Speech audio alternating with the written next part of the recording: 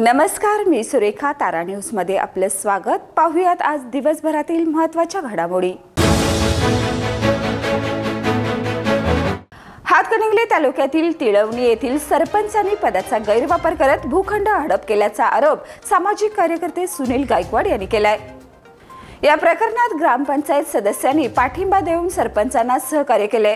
त्यामुळे ग्रामपंचायतच बरखास्त करावी, ग्रामसेविकेंचं निलंबन करावं अशी मागणी गायकवाड यांनी लोकशाही दिनामध्ये केली आहे.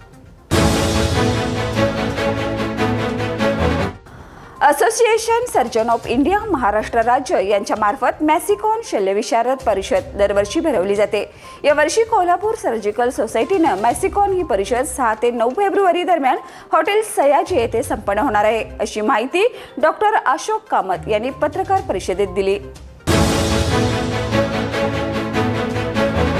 हँडिकॅप व्यवसाय प्रशिक्षण रोजगार उद्योग केंद्र व सिद्धेश्वर दिव्यांग संस्था लक्ष्मीवाडी यांच्या संयुक्त विद्यमाने दिव्यांग बांधवांसाठी विशेष साहित्य वाटप व कात्या उद्योग प्रशिक्षण प्रमाणपत्र वितरण कार्यक्रम नामदार प्रकाश आभिटकर व प्रमुख मान्यवरांच्या उपस्थितीत संपन्न झाला. 9 वर्षावरील व 26 वर्षापर्यंतच्या अविवाहित किशोरवयीन मुलींना गर्भाशयाचा कॅन्सर प्रतिबंधक मोफत लसीकरण करण्यासाठी प्रयत्नशील आहे. 2000 रुपये किंमत असलेली HPV ही लस CSR फंडातून सामाजिक बांधिलकी म्हणून मोफत लसीकरण राबवणार आहे, असं नामदार मुश्रीफ यांनी सांगितलं.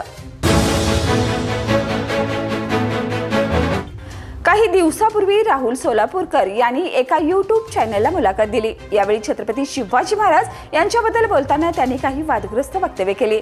त्यामुळे आता त्यांच्यावर सर्व स्तरातून टीका होत आहे. शिवाजी महाराजांनी औरंगजेबांच्या सरदारांना लाच देऊन स्वतःची आग्रहून सुटका केली होती. हिरकणी फक्त कथा आहे, अशा प्रकारची वक्तव्य त्यांनी केली. हातकणंगले तालुक्यातील पाडळी येथील जलस्वराज्य योजना पूर्ण झाली नसताना योजना सुरू असल्याचं दाखवून ग्रामपंचायत सरपंच, उपसरपंच, सदस्य यांनी सरकारची आर्थिक फसवणूक केली आहे, असा आरोप पाडळी गावातील राहुल वसंत पाटील यांनी केलाय.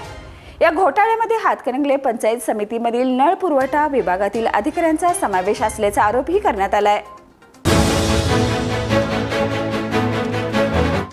कोल्हापुरात एका निवृत्त पोलीस अधिकाऱ्याच्या घरातील रिव्हॉल्वर चोरी करून अल्पवयीन मुलाने माळरानावर 30 राऊंड फायर केल्याची धक्कादायक घटना उघडकीस आली. मुलाने खेळण्याच्या बंदुकीप्रमाणे गोळीबार केला आणि नंतर रिव्हॉल्वर तेथेच टाकून घरी परतला. पोलिसांनी मुलाची चौकशी केली असता त्यांनी चोरीची कबुली दिली. स्वाभिमानी शेतकरी संघटनेच्या वतीनं 16 फेब्रुवारीला दुसरं नांगरट साहित्य संमेलन ज्येष्ठ साहित्यिक इंद्रजित भालेराव यांच्या अध्यक्षतेखाली जयसिंगपूर येथील जयसिंगपूर कॉलेजच्या प्रांगणात पार पडणार असल्याची माहिती संमेलन स्वागत अध्यक्ष माजी खासदार राजू शेट्टी यांनी जयसिंगपूर येथे झालेल्या पत्रकार बैठकीत दिली.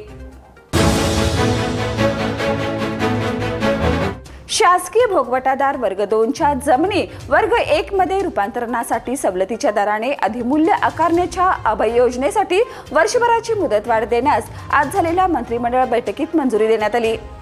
बैठकीच्या अध्यक्षस्थानी मुख्यमंत्री देवेंद्र फडणवीस होते. 10वी-12वी बोर्ड परीक्षेत कॉपीमुक्त अभियान राबवण्याबाबत जिल्हाधिकारी कार्यालयात बैठक घेण्यात आली.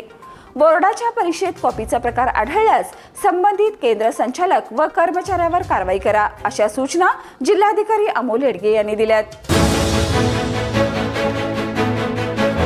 तर या होत्या आज दिवसभरातील महत्त्वाच्या घडामोडी. उद्या पुन्हा भेटूया नवीन बातमीपत्रासह. तोपर्यंत पाहत राहा तारा न्यूज.